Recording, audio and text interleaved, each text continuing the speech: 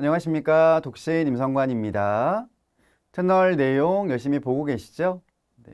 분량이 많지 않으면서도 각 회차마다 나름 중요한 내용들을 담고 있습니다. 왜냐하면 또 분량이 많으면 보고 들으시기에 지루할까봐 일부러 내용들을 좀 많이 쪼개서 대신 중요한 부분들만 압축을 하고 강조를 하면서 이야기를 드리고 있는 중입니다.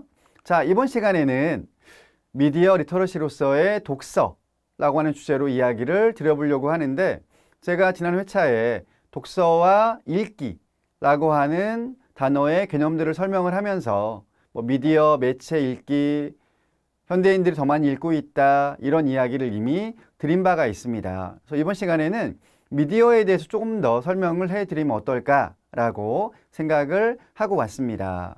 자, 우선 미디어, 영어로도 적어 놓았고 한자로도 매체를 적어 놓았는데, 미디어의 기본 정의는 일단 송신자가 있어야 되고, 즉 보내는 사람이 있어야 되고 수신자, 받는 사람이 있어야 됩니다. 그러면 뭘 보내고 뭘 받는가? 정보를 보내고 받는 거죠. 정리를 하자면 보내는 사람과 받는 사람 사이에서 어떤 정보가 전달되는 매개체, 그 매개체 역할을 하는 것을 미디어 혹은 매체라고 이야기를 할 수가 있겠습니다. 그 다음 두 번째, 비슷한 이야기인데 표현을 조금 다르게 해보자면 사람들에게 다양한 정보를 제공해주는 매체라고 이야기를 할 수가 있겠습니다. 자, 그러면 과연 이런 미디어는 왜 생성이 됐는가? 즉, 역사라고 이야기를 한다면 왜 시작이 되었는가? 또 왜 발전하게 되었는가에 대한 측면인데, 이 이야기를 하려면 사람들은 누구인가, 무엇인가 라는 아주 근원적인 질문부터 시작을 해야 됩니다. 그랬을 때 상당히 다양한 답을 낼 수가 있겠죠. 여러 측면에서. 그런데 보통 우리가 많이 표현을 하고 있는 그 내용입니다. 인간은 사회적인 동물입니다 라는 말을 하죠. 이 말인즉슨 사람들은 혼자 살 수 없습니다. 물론 텔레비전 프로그램들 보다 보면 산 깊은 곳에 들어가서 혼자 지내는 분들이 계시기도 하죠. 네. 하지만 대부분의 사람들은 도시라든가 등등에서 서로 어울려 살고 있지 않습니까? 그렇죠? 특히 우리나라는 면적이 좁기 때문에 아파트라든가 등등 이런 굉장히 많은 사람들이 함께 살고 있는 건물 내에서 생활을 하고 있지 않습니까? 따라서 사람들은 사회적인 동물이다 라고 이야기를 할 수가 있는데, 이게 곧, 즉 이런 속성이, 이런 측면들이 미디어가 시작이 되고 발전하게 만들었다 라고 이야기를 합니다. 왜냐하면 사람들이 함께 어울려 살면 뭘 해야 되겠습니까? 만나서 이야기를 나누어야 되겠죠. 그런데 이제 그 이야기 속에는 물론 때로는 불필요한 이야기들도 해요. 잡담도 하고 남매에 대한 이야기도 하고 등등 그렇습니다만, 사실은 생존에 필요한 유리한 그런 정보들이 있겠죠. 이런 것들을 나누어야 됩니다. 그래서 함께 어떤 어려움이 있다면 헤쳐나갈 수 있는 그런 기회를 만들어야 될 텐데, 바로 그런 측면들 때문에 미디어가 시작이 되었다라고 이야기를 할 수가 있겠습니다.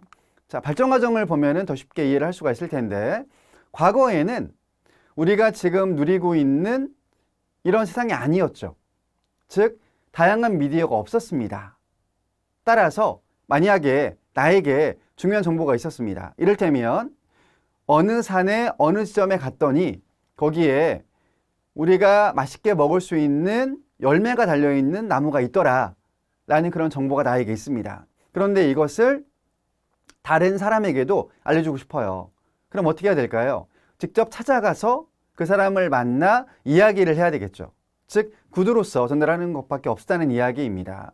근데 그러려면 그 사람이 어디에 살고 있는가에 따라서 좀 다르긴 하겠습니다만, 굉장히 멀리 살고 있다, 산을 2개를 넘어가야 된다, 가서 이야기하고 돌아오는 데까지 너무나 많은 시간이 쓰이겠죠. 에너지가 많이 쓰이겠죠. 비효율적입니다, 실제로. 근데 물론 다른 방법이 없기 때문에 그때는 했어야 됐겠죠. 그래서 필요에 따라서 이왕이면 이런 정보들을 보다 빠르게 많은 사람들에게 전달하면 좋겠다라는 생각을 하게 된 거죠. 그 결과가 미디어의 발전으로 이어졌다라고 생각을 하시면 되겠습니다. 그래서 처음에는 말로 전달을 했는데 그 뒤에 발명이 된 게 인쇄술이죠. 뭐 구텐베르크, 직지 등등 떠올리시면 되겠는데, 즉 활자들을 통해서 대량으로 찍어낼 수 있는 기술을 만든 겁니다. 그래서 종이에다가 인쇄를 해서 뿌렸더니 보다 많은 사람들이 쉽게 볼 수 있더라 라는 단계가 이어진 거죠. 그런 다음에는 전자매체, 전자기술이 등장을 하기 시작을 했습니다. 이를테면 전화라든가 뭐 전보라든가 뭐 등등 이런 것들 떠올리시면 되겠습니다. 제 기억에도 사실은 70년대만 해도 모든 가정에 전화가 없었거든요. 실제로. 네, 뭐 교환이 있었고 등등 그랬던 걸로 알고 있습니다. 그런데 지금은 오히려 집에 전화가 없는 대신 개개인마다의 휴대전화를 갖고 있지 않습니까? 근데 아무튼 전자라고 하는 게 그 다음 단계라고 할 수가 있겠고요. 이어서 인터넷, www로 시작하는 그 웹이라고 하는 게 등장을 했죠. 물론 처음에는 뭐 국방부에서 군사적인 맥락으로 시작이 된 거다라고 이야기를 하는데, 아무튼 지금은 모든 사람이 쓸 수 있는 전 세계를 연결해 주는 그런 보편적인 하나의 통신망이라고 이야기를 할 수가 있겠습니다. 지금은 인터넷이 되지 않으면 업무를 할 수 없는, 생활을 할 수 없는 그런 단계까지로 발전을 했죠. 실제로. 그만큼 우리 사회를 지배하고 있다라고 이야기를 하고요. 또 저 덕분에 전 세계에서 발생하는 많은 일들을 정말 빠르게 우리가 알 수 있지 않습니까? 네. 또한 굉장히 많은 정보들을 빠른 시간 내에 많은 사람들에게 퍼뜨릴 수 있다, 공유할 수 있다, 나눌 수 있다라고도 이야기를 할 수가 있습니다. 자, 그런데 역시 인터넷을 쓰려면 과거에는 컴퓨터, 뭐 PC라든가 뭐 노트북이라든가 뭐 등등 이런 것들을 활용해야 됐는데, 이거를 만약에 쓰려면 일단 전원을 켜야 되고, 그리고 클릭을 해야 되고, 또 아이디 비밀번호를 넣어서 로그인을 해야 되고 등등 이런 과정들이 있었죠. 물론 스마트폰이 나오기 전에는 그거에 대한 불편함을 전혀 느끼지 못했습니다.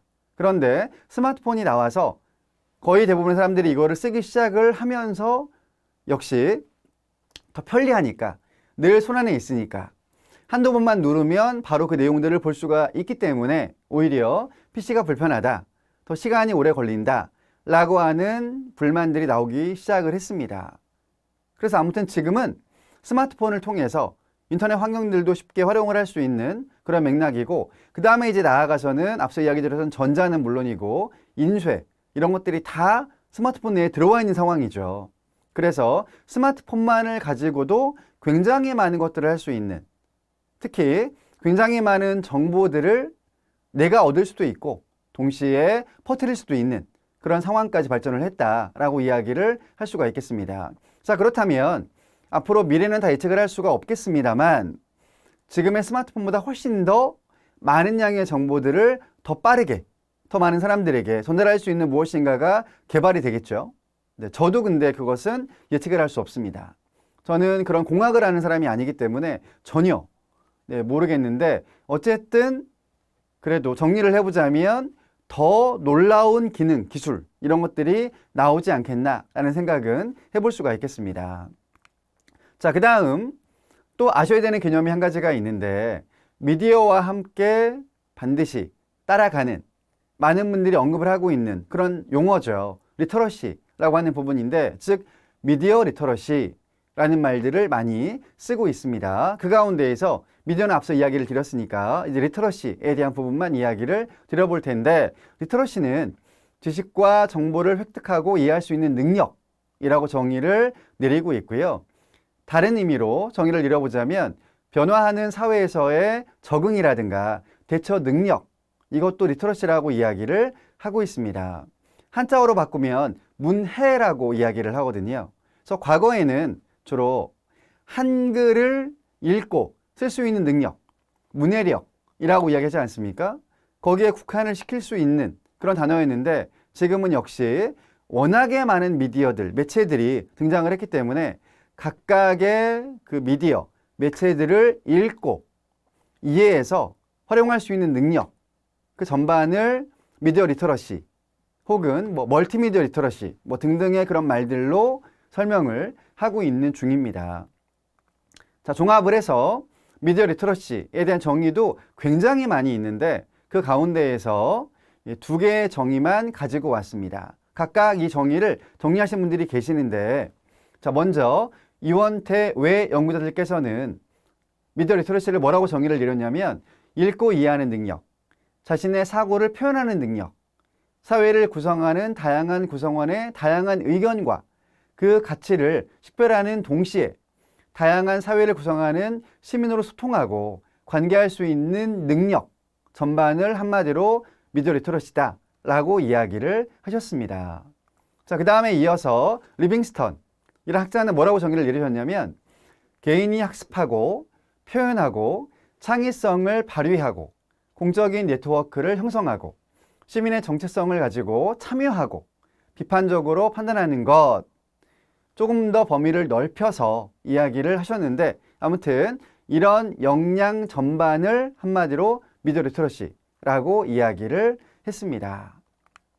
자, 그러면 현대인들에게는 이런 화두가 생깁니다. 즉, 뭘 읽어야 되느냐? 첫 번째, 다양한 매체 미디어가 있다고 얘기 드렸잖아요. 크게 그냥 두 가지로만 구분을 지어보았는데 영상 매체와 신호 매체, 여기에는 라디오, 주파수 신호를 우리가 받는 거죠. 텔레비전, 그리고 인터넷까지. 그 다음에 인쇄 매체가 있습니다. 책이라든가 신문이라든가 잡지로 구분을 지을 수가 있겠는데 사실 이 미디어 매체들은 올드 미디어, 뉴 미디어로도 구분을 짓죠.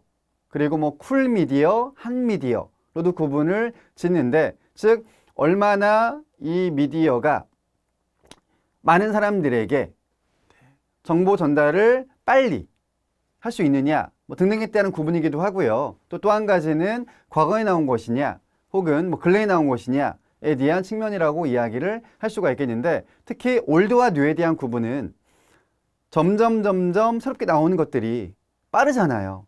네, 그러다 보니까 사실은 새로운 버전이 나오기만 해도 이미 구 버전은 올드 미디어라고 이야기를 해야 될 상황입니다.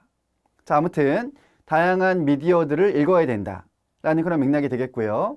그러면 또 이제 중요한 화두는 이렇게 다양한 미디어가 있는 건 알겠는데 그러면 그런 것들을 어떻게 읽어야 되는가라는 부분이 되겠죠. 이게 이제 핵심이 되겠습니다. 저는 이때 설명을 어떻게 하냐면 각각의 매체, 즉 미디어들은 저마다의 언어를 갖고 있다라고 이야기를 합니다. 마치 우리가 영어 공부를 하고 뭐 일본어, 뭐 중국어, 뭐 스페인어, 프랑스어 등등 외국 공부를 하지 않습니까? 그 이유는 무엇이냐면 실제 그 나라에 가거나 아니면 그 나라 사람들과 소통을 원활하게 하기 위한 목적이 아니겠습니까? 즉 그들의 말을 알아듣고 이해하기 위한 목적이라고 이야기를 할 수가 있겠죠. 마치 그런 것처럼 각 매체 미디어들은 저마다의 언어를 갖고 있다라고 저는 설명을 합니다. 따라서 그 언어를 알아야 된다.